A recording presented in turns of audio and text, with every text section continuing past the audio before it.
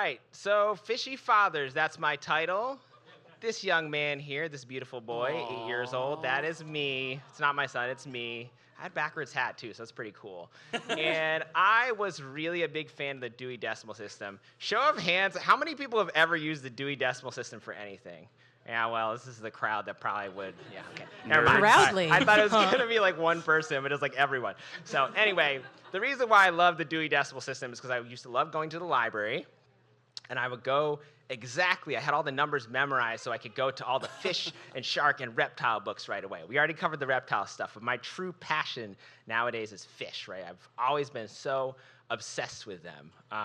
And that obsession carried on into my career now at Columbia and even into my Save the Date, where this is no joke. This is my real Save the Date. Love you, baby. I know she's watching on the stream, so my wife, Jess. But she was down to be a Spanish mackerel, and people thought it was great. So, yeah, don't take yourself too seriously when it comes to getting married and stuff. Have fun with it, because all of them are so stuffy. What a catch. Right? Oh, I set you up good for that one. Not so lukewarm anymore. Also, I wanted to show you the second love of my life, my 55-gallon fish tank at home that I just love so much. And yeah, I just wanted to share with everyone that.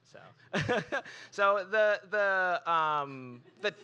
my talk is about fish fathers. And of course, since it was just Father's Day, I wanted to kind of highlight that. I felt like that was kind of on theme. So, fish fathers, these fish that we're going to talk about today, they're about family, they're about raising their own. And that's kind of what The Godfather's about, more or less. So, I don't know. It's been a while since I've seen it.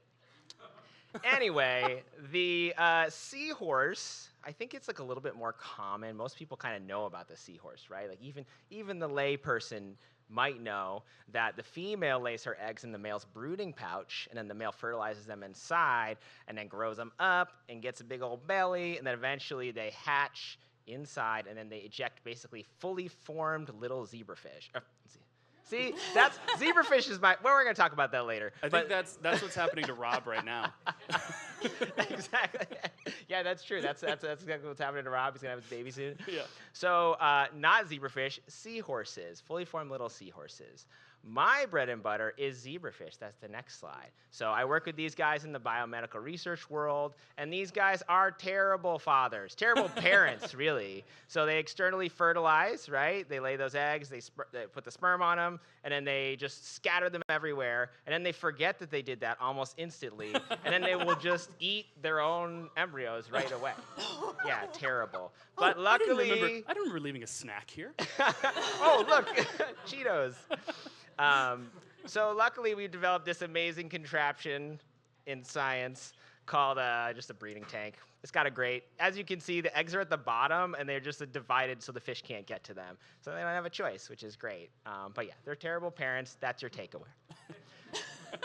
The crown jewel of tonight, I would say, is the Siamese fighting fish. So there might be varying degrees of knowledge about these guys, but I think most people know what they are because they call them betta fish. The genus or the species name is Betta splendens, and so that's where you get betta fish, beta fish. People call it stuff like that.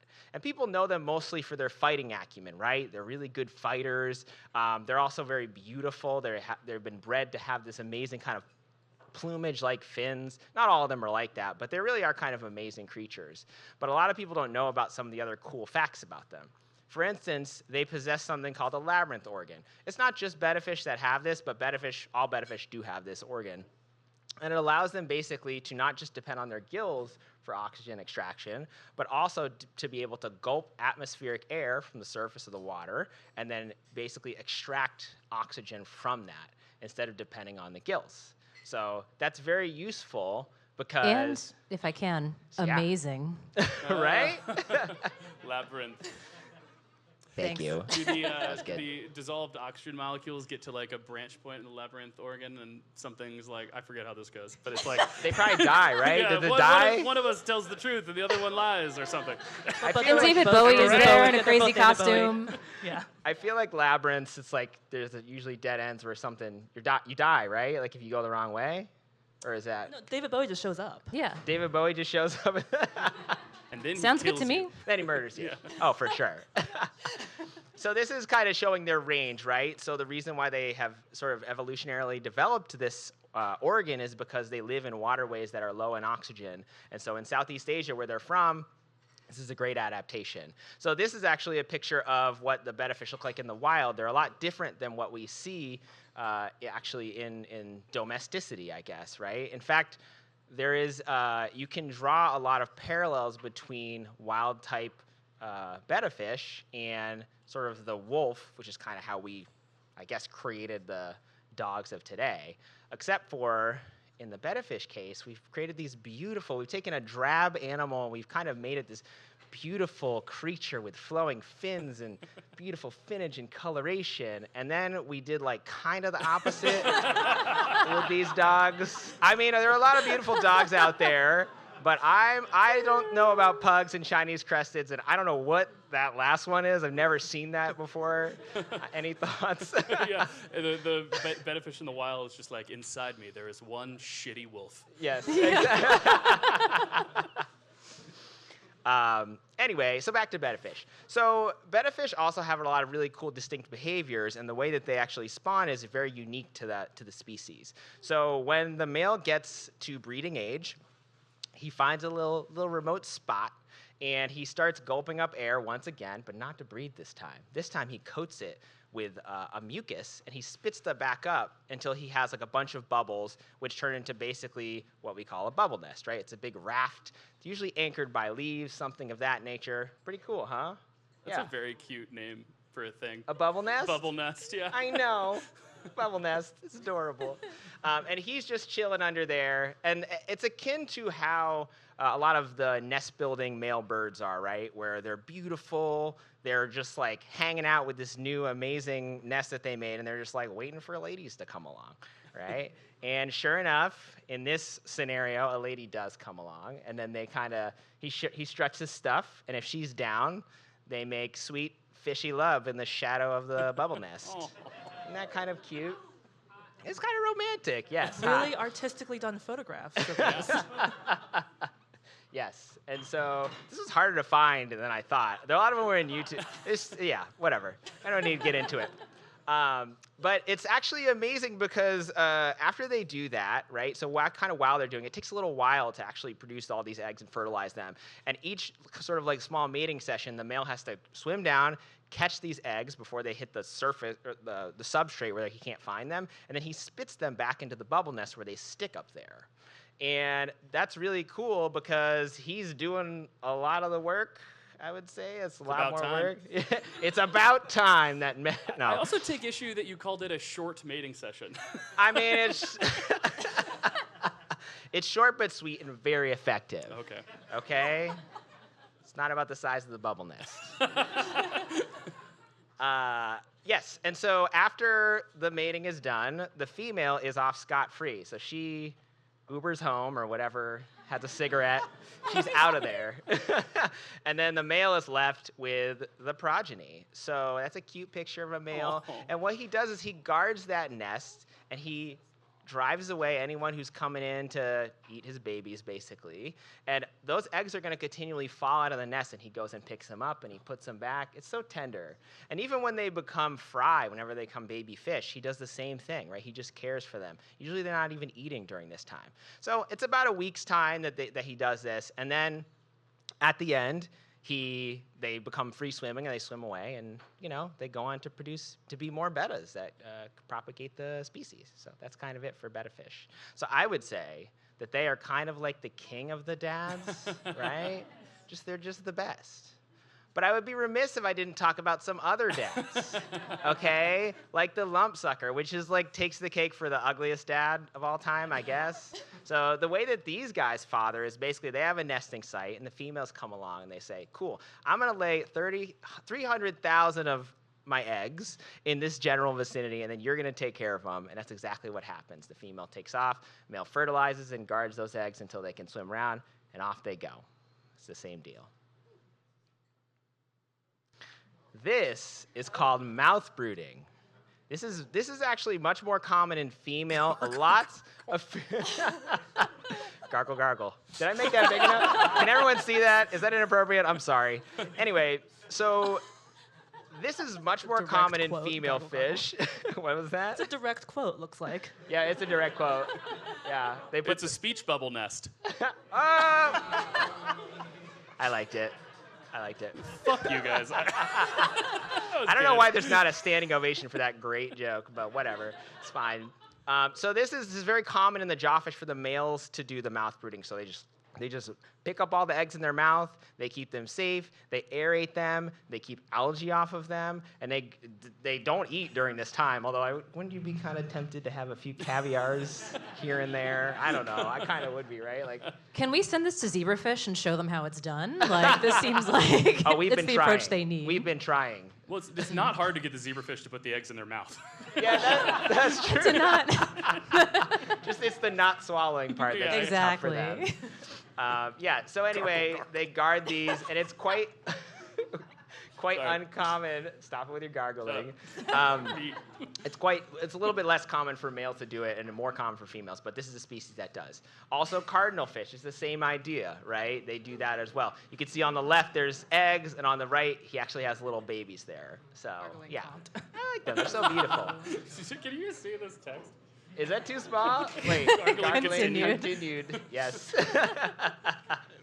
And then in the freshwater sphere, arowanas, which are quite a large fish, and they are both in Asia and South America, they kind of do the same thing. So just good fish dads doing fish dad stuff. But they don't gargle. Suspicious. You know, that's true.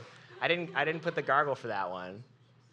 Well, with my experience with arowanas is sometimes I cough involuntarily, so I'd be worried that I would inhale. Okay, all right. Thank you. All right. It took me longer than it should have. Oh.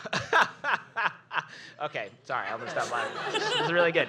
Okay, moving on. So I did want to showcase, just highlight this fish. Now, technically, this is not just a father thing. This is a parent thing. But discus fish, which are named after, like the discus, like the old Greek sport, Wait, so they threw these fishes like frisbees outside. Yes. They threw these. Okay. Yeah, that's how the first discus was invented. Like they were like, oh, it bit them. They're like, oh, and then it became a sport.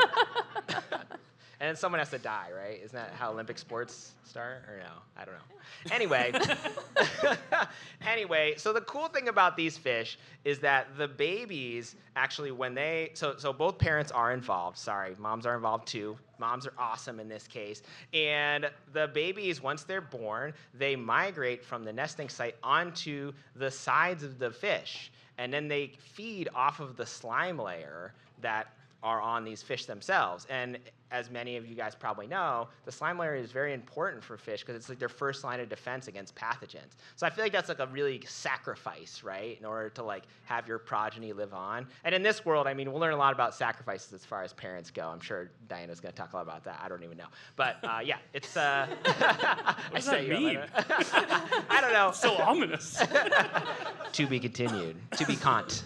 Gargling continued. Gargled. Cont. Continue. Anyway, that's discus. But the last species I want to talk about is the father time of fish. So that's a little bit of a stretch, but I wanted to do it anyway. The Greenland shark, the oldest and longest lived vertebrate on the earth. Hold your applause.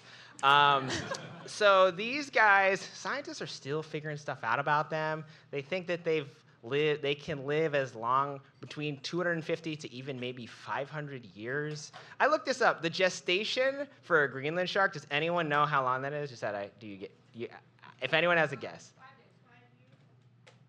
I didn't even hear anything as long. It's 8 to 18 years. Wow. What? Gestation. I'm pretty sure I got that right. I'm gonna go look that up afterwards. I don't think it was months. Now I'm like saying, I'm like, was that right? Is that right? Now I'm already Amazing. doubting myself. Just put a fin in that. Yeah, put a pin in that. Love it. That's Anywho's, excellent. because this Greenland shark has been around so long, he's been around for things like Sir Isaac Newton's study of gravity, the War of 1812. Wait, so you're saying the shark caused all these things? Oh yeah. He has what to say. I'm like, Look at him, he's right there. These are real photos, people. Real photos of 1812 Yeah, all right? when they had cameras. Yeah. No, Yeah. It's just believe it. It's worth it. All right, are we at this point? Okay, this is the stock market crash of 1929 where the Greenland shark lost all of its investments. They said, look at how mad they are. Was he a loan shark? Oh! Yes! It's just, I love every moment of this. My arms just went red. You blush. And last but not least, witness Beyonce's Black is King. I'll be honest with you, when I saw 2020 go up there, I was about to ask where it was on January 6th. It's a question you have to ask all dads. A lot of things, yeah, exactly. A lot of things happened in 2020. Oh boy. So in summary, I'm going to conclude now. Sorry if this took too long. Fish are pretty cool. Hopefully you got that. Some are great dads, although maybe better or worse than some of the TV dads in life. Some are terrible dads, zebrafish. But the important thing is that all of these behaviors are driven by their genes, right? They don't learn things from their parents, and I think that's kind of magical. So that's it. Keep it going for Joshua Barber.